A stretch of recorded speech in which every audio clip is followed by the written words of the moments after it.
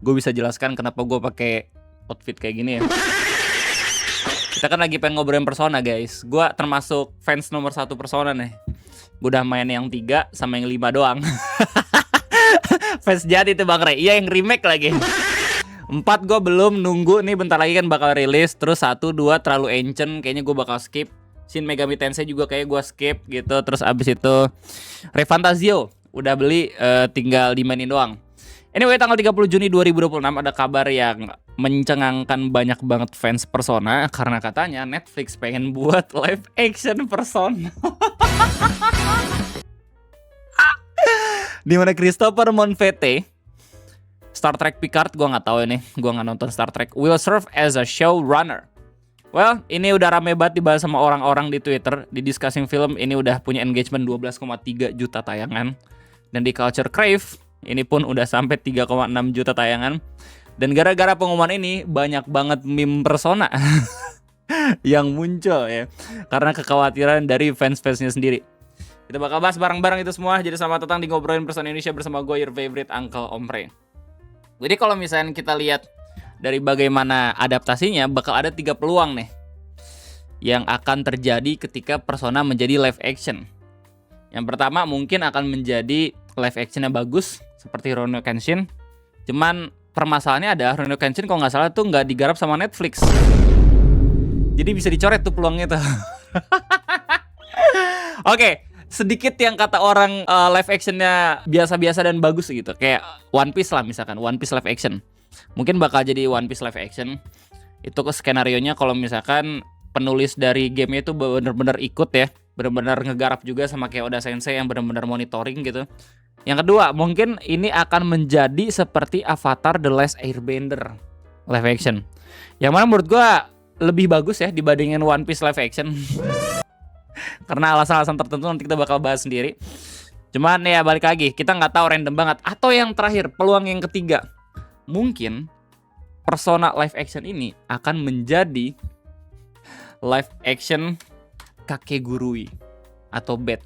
Lo inget nggak sih yang live action Bed di ini Netflix? Oke, ntar kita lihat dulu trailernya bareng-bareng. Nah yang ini. My name. Kok gue feelingnya jadi kayak ini ya.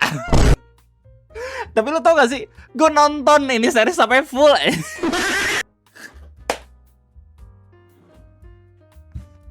Gue penasaran karena katanya saking jeleknya anjir. Iya, dan di series ini, di series live action ini lu bisa ngelihat ada cewek yang mirip Panis aja. Random. Is Yumiko, and I've been bad. Well, berdasarkan berita dari Variety, ada judulnya Persona Live Action TV Adaptation in the Works at Netflix. 21 Labs and Story Kitchen to produce exclusive. Berdasarkan artikel dari ini, Netflix is developing a live action series based on the Persona video game franchise. Variety has learned from a source. Christopher Monfete is attached to write the adaptation in addition to serving as an executive producer and showrunner. John Levi, Dan Levine, and Robert Atwood of 21 Labs will also executive producer along with Dimitri M. Johnson, Michael Lawrence Goldberg, and Timothy E. Stevenson via Story Kitchen. Toru Nakahara of Sega will executive producer as well. Emily Veher is overseeing the project for 21 Labs with the company currently under an overall TV deal with Netflix. Nah tapi, meskipun ada pengumuman seperti ini, Netflix masih belum berkomentar soal apapun. Jadi ini sebenarnya kabarnya masih simpang siur, tapi udah terkonfirmasi dari beberapa akun-akun yang biasanya ngebahas film gitu, yang legit harusnya kalau misalnya mereka udah nge-share. Lanjut, ini pembahasan sedikit ya soal Persona. Persona has proven to be a widely popular RPG franchise. While the plot varies game to game, they typically focus on Japanese high school students who must go through normal daily routines and build and maintain friendship while also dealing with supernatural threats. Yes, gue nggak tahu yang 1, 2 itu kayak gimana. Gue cuma main yang ketiga sama yang kelima karena katanya remake-nya bagus. Dan sekarang gue lagi nunggu yang keempat kayak gimana. Nunggu dibeliin, anjay. Developed by P Studios, a division of Atlus, and published by Sega, there have been 6 main entries in the Persona franchise to date. Oh ya, Persona 6 baru diumumin ya beberapa bulan yang lalu. With the 7th entry, Persona 6 officially confirmed to be in the works in June 2026.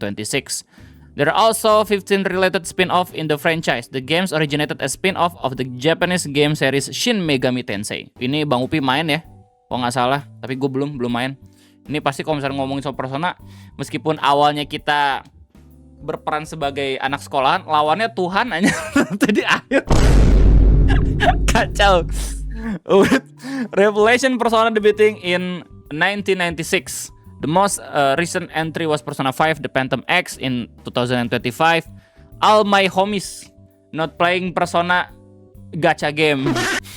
Persona 4 Revival is due to be released in February 2027. Should it move forward, this would not be the first Netflix series based on video game IP. The streamer also produced The Witcher live-action TV show as well as animated show like Arcane, Cyberpunk Edge Runners, Tomb Raider, The Legend of Lara Croft, and more. Monfette has previously written for shows like 12 Monkeys at CVCV. Ini yang bener gimana sih bacanya, itulah pokoknya. Star Trek Picard at Paramount Plus and 911 for Fox and ABC. He is also attached as a writer and co-executive producer on the upcoming Marvel Disney Plus series Vision Quest. Damn, banyak juga kerjaan ini. On the TV side, 21 Labs most famously produced the mega hit Netflix series Stranger Things, which recently concluded after 5 blockbuster season at the streamer. The show helped put a Netflix original on the map and helped prove streaming series could be as successful, if not more, than show on traditional outlets. 21 Labs has also been behind hit show like The Perfect Couple and Last Man Standing, while the company has also produced successful films including recent hit Backroom and Deadpool and Wolverine, with Levi having directed and co-wrote the latter film. Story Kitchen was founded in 2022 by Sonic the Hedgehog producer Johnson and former agency partner Goldberg, with veteran producer executive Stevenson and creative executive Elena Sandoval. The company specializes in adaptation of video games and other non-traditional IP into television and film. Their currently slate includes the live-action Tomb Raider series and live-action take on Life is Strange, both of which are set up at Amazon Prime Video. Oke, jadi intinya yang ngebuat ya, studio yang ngebuat, yang ngegarap itu punya pengalaman banyak ya, salah satunya dalam adaptasi live action video game gitu. Apakah lu semua pada khawatir? Iya bang, gua khawatir bang, soalnya Netflix. Wajar, soalnya semua orang khawatir nih. Discussing film, udah mengabari ini, lu lihat kolom komentarnya. This is the literal most possible news. Nair Dale, Persona 5, Tom Holland, Will Potter, Sabrina Carpenter, Austin Butler, Jenna Ortega, Ice Pine, Jennifer Lawrence. Oh my god.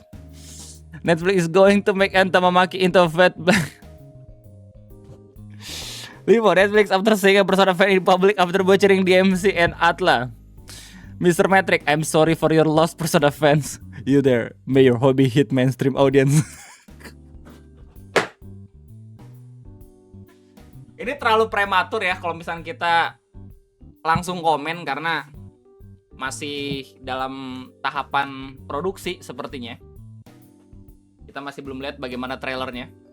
Kalau misalkan trailernya udah muncul ya dan ternyata seperti Bat atau kakek gurui, gue masih cuma bisa ketawa jadi bahan meme. Apapun hasilnya, gue kayaknya bakal nonton. Kalau misalnya jelek, well at least kita dapat bahan meme. Kalau misalnya bagus, W gitu buat para fans Persona. Lanjut, apa lagi deh? Makia, Akechi, that quite a funny joke. It makes me want to puke. Oke, please let me play Igor. Watch manager Persona, murka banget sih kalau jelek. Hati-hati lu fix ya. Karena itu seharusnya agak susah ya. Bentukan karakter di Persona good looking semua gitu. Kalau misalnya kita boleh objektif sedikit ya, kayaknya Persona kita masih nggak tahu nih Persona yang mana nih. Persona 1, 2, 3, 4 atau 5 gitu. Orang-orang expect-nya kalau misalnya dilihat dari meme ya dan dilihat dari thumbnail ini Persona 5, tapi kan kita nggak ada yang tahu ini Persona berapa. Apakah Persona 1, 2, 3? Perasaan waktu gue baca di berita Variety nggak dikasih tahu kan ini Persona berapa. Kalau misalnya Persona 5 atau Persona 3, harusnya mereka masih bisa lah seenggaknya mengusahakan biar yang jadi series decent untuk dilihat, yang seenggaknya oke-oke aja gitu buat dilihat, nggak yang harus bagus banget gitu ya, tapi bisa menghindari yang jelek banget gitu. Kayak perihal One Piece live action dan Avatar The Last Airbender season kedua. Wih, ada tuh di kolom komentar, Bang Ray coba dong review, lu udah lama kagak nge-review film. Main kan gue bukan sinekrip, tapi boleh lah. Ini kita bahas sedikit intermezzo yang nge-review Avatar The Last Airbender season kedua kayak gimana. Banyak banget yang bilang kalau misalkan seriesnya kurang bagus karena banyak banget detail-detail dari animasi seriesnya yang dihilangin.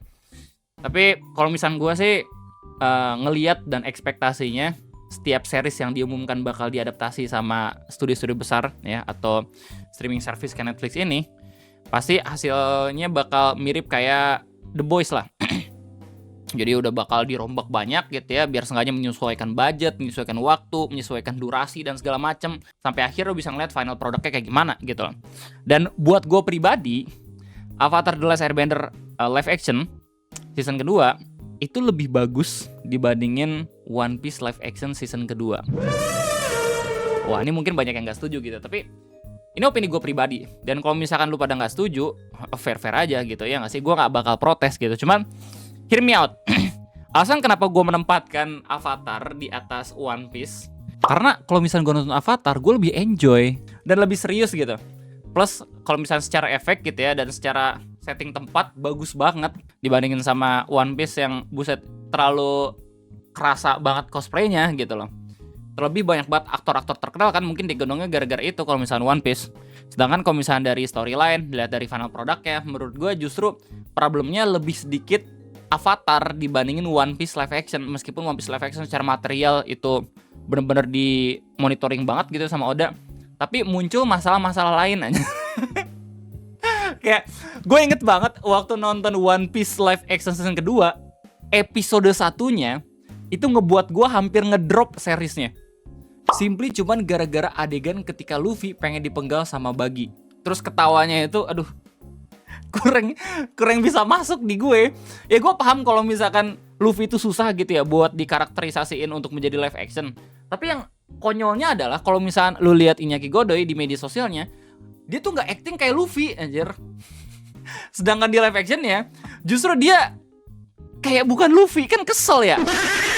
Dan gara-gara satu episode itu, akhirnya ketika ngeliat episode lain terus ada Luffy-nya, orang tuh jadi ganjel aja gitu loh. Sementara kalau misalnya di Avatar season kedua, gue nggak ngelihat problem seperti itu. Perkara beberapa dialog yang cheesy, terus adegan-adegan yang cringe, gue rasa dua-duanya tuh punya gitu loh. Adegan-adegan yang kayak apaan sih, tapi nggak sebanyak One Piece live action season kedua. Cuman gue bakal tetap nungguin sih ya untuk season ketiganya Avatar sama One Piece kayak gimana, karena gue juga udah subscription Netflix ya, yang mungkin per bulan naik gitu, jadi ya kali kagak nonton. Itu alasan kenapa gue juga nonton live action Kakek Gurui atau Bad. Mana bang yang mirip Anis nih, gue kasih lihat nih, mana ya? Yes, this is the one. Anyway, kayaknya tadi mungkin bisa gue sampaikan. Gimana tanggapan kalian semua? Silahkan tulis di kolom komentar. Gue rasa cukup sekian dari gue. Terima kasih banyak. Sampai jumpa lagi nanti di next video kopi. Gue undur diri. Bye bye.